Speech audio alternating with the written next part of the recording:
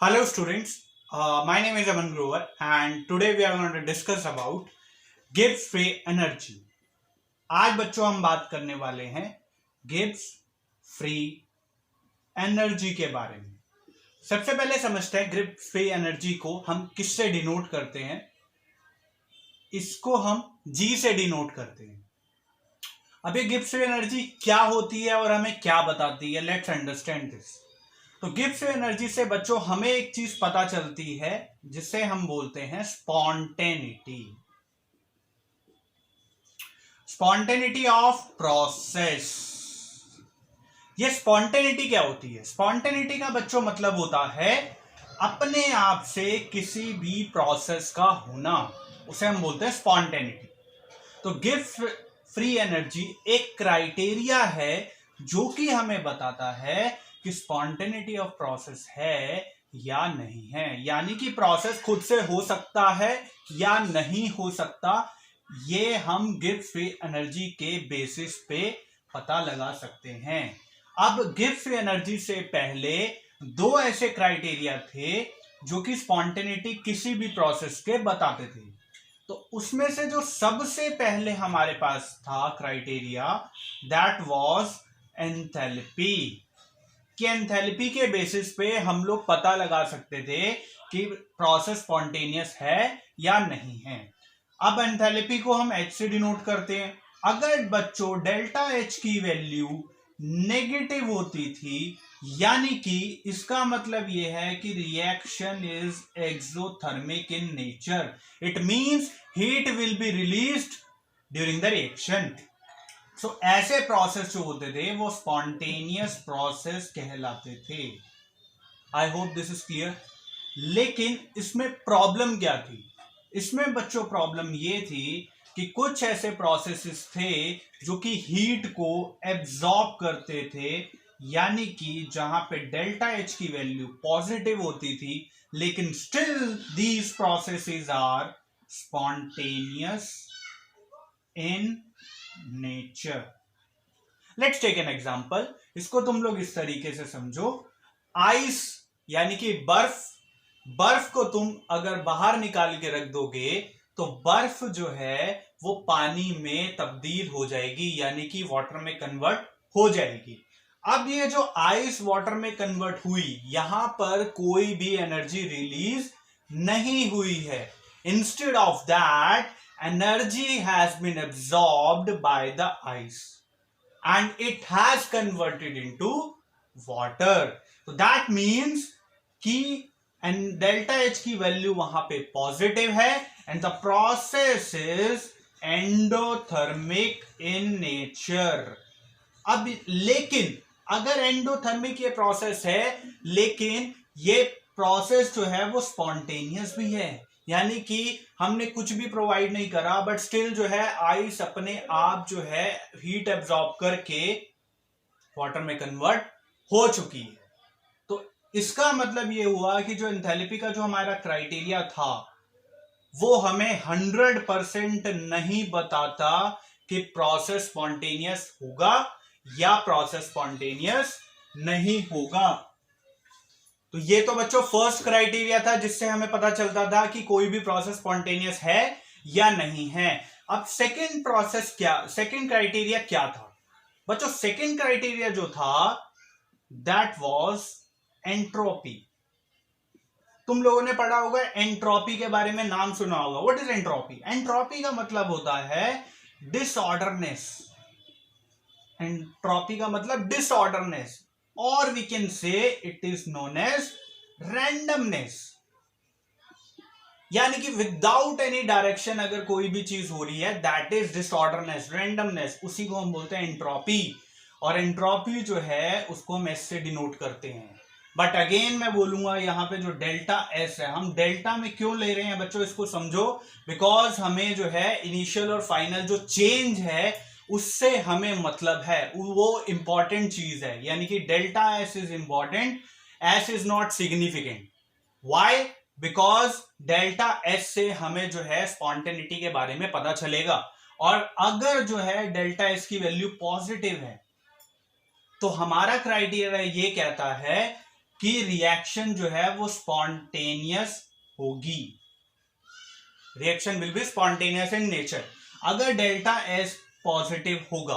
What does it mean? इसका मतलब क्या है? इसका मतलब बच्चों ये है कि यानी कि जो प्रोडक्ट है, अब ये डेल्टा एस पॉजिटिव कब हो सकता है? डेल्टा एस की अगर हम वैल्यू बच्चों निकालेंगे तो अगेन तुम लोग देखोगे it will be S of product, entropy of product minus entropy of reactant, right.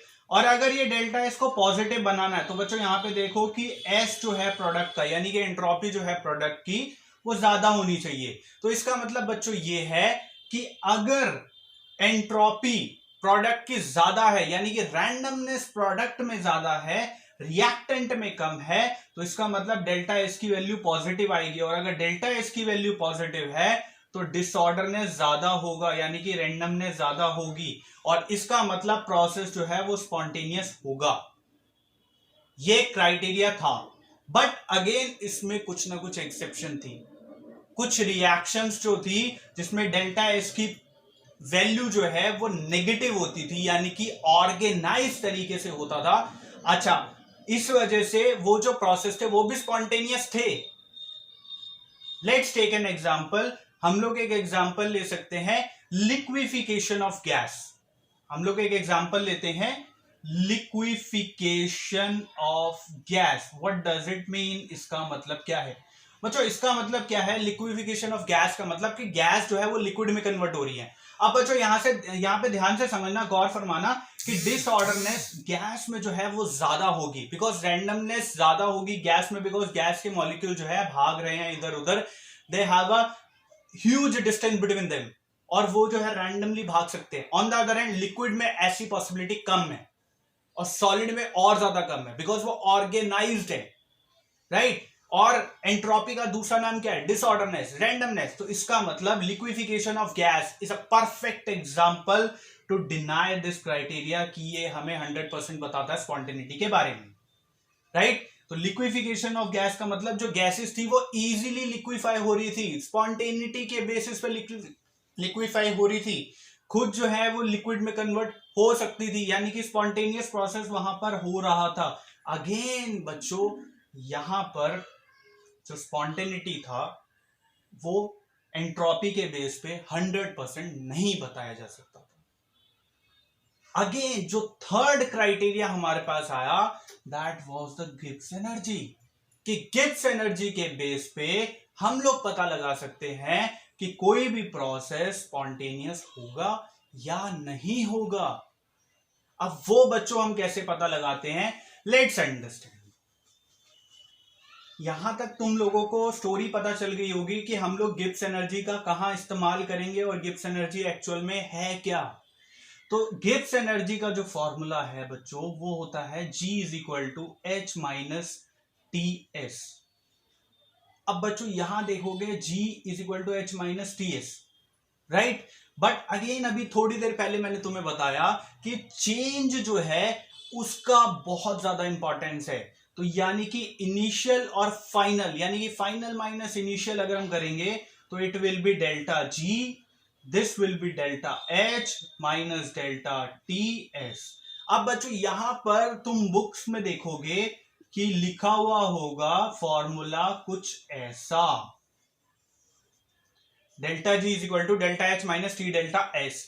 यहां पर देखोगे तो डेल्टा टी और डेल्टा एस दोनों होने चाहिए। बट बच्चों ड्यूरिंग द रिएक्शन टेम्परेचर जो होता है और जो प्रेशर होता है वो हमेशा सेम रहता है। अब ऐसा तो नहीं है बच्चों अगर कोई रिएक्शन हो रही है और बीच में टेम्परेचर चेंज कर दिया जाए, इट इज नॉट पॉसिबल, या बीच में प्रेशर चेंज कर दिया जाए, राइट। तो आई होप ये तुम समझ रहे होगे कि हमने ये T को जो है डेल्टा के फॉर्म में क्यों नहीं लिखा, बिकॉज क्योंकि टेम्परेचर चेंज नहीं हो रहा। क्या एंट्रोपी चेंज हो रही है? डेफिनेटली एंट्रोपी चेंज हो रही है, एंथैल्पी भी चेंज हो रही है, बट यहां पर T टेम्परेचर जो है वो चेंज नहीं हो रहा, यानी कि आप कह सकते हो ये आइसोथर्मल प्रोसेस है। कि आइसोथर्मल बच्चों प्रोसेस का मतलब होता है, आइसो का मतलब है सेम, थर्मल का मतलब टेम्परेचर, यानी कि सेम टेम्परेचर होना। तो ये जो फॉर्मूला है इसके बेस पे हम पता लगाते हैं कि डेल्टा जी की वैल्यू अगर नेगेटिव आती है, डेल्टा जी की वैल्यू नेगेटिव आती है तो बच्चों हम कह सकते हैं कि रिएक्शन जो है वो स्पॉन्टेनियस होगी। और अगर डेल्टा जी की वैल्यू बच्चों पॉजिटिव आती है इसका मतलब रिएक्शन नॉन स्पॉन्टेनियस होगी। और अगर बच्चों डेल्टा जी की वैल्यू 0 है तो इसका मतलब हम कह सकते हैं कि रिएक्शन जो है वो इक्विलिब्रियम में है। इक्विलिब्रियम का मतलब जो concentration of product and concentration of reactant is same, इस वजह से इक्विलिब्रियम स्टेट रिएक्शन की एग्जिस्ट करती है अगर डेल्टा जी की वैल्यू 0 है। अब बच्चों हम कैसे कह सकते हैं डेल्टा जी की वैल्यू नेगेटिव है, पॉजिटिव है, 0 है? इसको थोड़ा और ज्यादा एक्सप्लेन मैं करता हूं तुम लोगों को, जो कि तुम्हें और अच्छे से समझ में आएगा कि जो जी होता है इसको हम एक्चुअल में डिफाइन करते हैं negative of useful work of system और यू कैन से प्रोसेस। इसका मतलब बच्चों क्या है? Negative of useful work of system और प्रोसेस। डेल्टा जी को हम इस तरीके से लिखते हैं, इसको एक एग्जांपल के तौर पर समझते हैं कि मान लेते हैं डेल्टा जी की वैल्यू जो है, लेट सपोज यूजफुल वर्क हम कह देते हैं कि यूजफुल वर्क जो है वो बच्चों है प्लस 100 किलो जूल। बच्चों इसका मतलब क्या है? यूजफुल वर्क का मतलब यहां पर ये नहीं है कि वर्क ऑफ एक्सपेंशन की एक्सपैंड कर रहा है, और ये इसको इससे रिलेट मत करना कि पी डेल्टा वी के इक्वल ये होगा, ये इसके इक्वल नहीं होगा। ये यूजफुल वर्क का मतलब है ability of a process, potential of a process, कि एक प्रोसेस का क्या पोटेंशियल है, उसकी एबिलिटी, उसकी क्षमता क्या है। अगर मैं बोलूं कि एक इंसान की क्षमता जो है 100 किलो जूल काम करने की है, तो इसका मतलब वो खुद से 100 किलो जूल काम कर सकता है। ये बात तुम्हें समझ में आई? आई होप ये समझ में आई होगी कि यूजफुल वर्क का मतलब है कि तुम्हारी एबिलिटी, एक प्रोसेस, एक सिस्टम की एबिलिटी क्या है, कि अगर उसकी एबिलिटी प्लस 100 किलो जूल है तो बच्चों इसका मतलब है कि 100 किलो जूल का काम एक प्रोसेस खुद ब खुद कर सकता है। और अगर कोई भी चीज खुद ब खुद हो रही है, एक प्रोसेस खुद ब खुद हो रहा है, तो that means it is a spontaneous process. I hope ये तुम्हें क्लियर होगा। तो अगर यहां पे डेल्टा जी की वैल्यू हमारे पास क्या हो जाएगी, that will be negative of useful work, तो इसका मतलब बच्चों हुआ कि नेगेटिव ऑफ 100 किलो जूल। और अभी हमने देखा कि नेगेटिव वैल्यू होगी तो डेल्टा जी जो है वो स्पॉन्टेनियस प्रोसेस होगा। I hope this is clear to you, ये तुम्हें समझ में आया होगा। बट अगर सर मान लेते हैं कि यूजफुल वर्क जो है हमारा वो -100 किलो जूल है, -100 किलो जूल। बच्चों इसका मतलब क्या है? इसका मतलब ये है कोई एक ऐसा इंसान है जिसको अगर यानी कि 100 किलो जूल की एनर्जी तुम दोगे तब वो कुछ प्रोसेस जो है करेगा, तब वो कुछ प्रोसेस करेगा। इसका मतलब उसकी एबिलिटी जो है वो नेगेटिव में है, उसकी खुद से कोई क्षमता ही नहीं है। उसे 100 किलो जूल तुम्हें वर्क यानी कि एनर्जी कह सकते हो, एक क्षमता उसे देनी पड़ेगी in the form of work, और कुछ भी कह सकते हो। तो इसका मतलब यहां पे जो डेल्टा जी की वैल्यू है बच्चों ये नेगेटिव है, तो नेगेटिव ऑफ यूजफुल वर्क का मतलब पॉजिटिव 100 किलो जूल। और अगर ये पॉजिटिव 100 किलो जूल का मतलब बच्चों अगेन अभी मैंने बताया कि डेल्टा जी की वैल्यू अगर पॉजिटिव होती है तो बच्चों इसका मतलब है कि प्रोसेस जो है वो नॉन स्पॉन्टेनियस। आई होप ये स्पॉन्टेनिटी का प्रोसेस तुम्हें समझ में आया होगा। गिब्स फ्री एनर्जी हमारे किस काम आती है और गिब्स फ्री एनर्जी का क्या क्राइटेरिया होता है। एक क्राइटेरिया होता है जो कि हमें स्पॉन्टेनिटी बताता है किसी भी प्रोसेस, किसी भी सिस्टम के बारे में। आई होप ये चीज क्लियर हुई होगी। और जो हमारा बच्चों फॉर्मूला था, हमारा फॉर्मूला क्या था बच्चों? हमारा फॉर्मूला था delta G is equal to delta H minus T delta S. अब इस फॉर्मूले के बेसिस पे हम निकालते हैं कि डेल्टा जी की वैल्यू नेगेटिव होगी। देखो बच्चों अभी मैंने तुम्हें एक क्राइटेरिया बताया था एंथैल्पी का, अगर एंथैल्पी नेगेटिव होगी, अगर एंथैल्पी नेगेटिव होगी तो स्पॉन्टेनियस प्रोसेस है, यानी कि फेवरेबल कंडीशन है, राइट। और मैंने बोला था कि अगर एंट्रोपी पॉजिटिव होगी तो स्पॉन्टेनियस प्रोसेस होगा। तो बच्चों एक चीज सोच के देखो, अगर नेगेटिव एंथैल्पी है और नेगेटिव ये पॉजिटिव हमारा जो है एंट्रोपी है, तो ये प्लस माइनस माइनस ही होगा, और ये भी माइनस है, तो नेट वैल्यू जो बच्चों आएगी वो नेगेटिव में आएगी। और अगर बच्चों नेट वैल्यू नेगेटिव में आ रही है तो that means that process is spontaneous in nature. I hope मैंने बहुत डिटेल में तुम्हें समझा दिया है कि गिब्स एनर्जी क्या होती है, कैसे क्राइटेरियाज हैं। सबसे पहले हमारे पास एंथैल्पी था, फिर उसके बाद एंट्रोपी आया, but individually they were not 100% correct, क्योंकि इसमें कुछ एक्सेप्शंस थी। तो फाइनली जो है गिब्स एनर्जी आया, और ये 100% क्राइटेरिया बताता है किसी भी रिएक्शन का स्पॉन्टेनियस होना या ना होना। आई होप ये चीज तुम्हें क्लियर हो गई।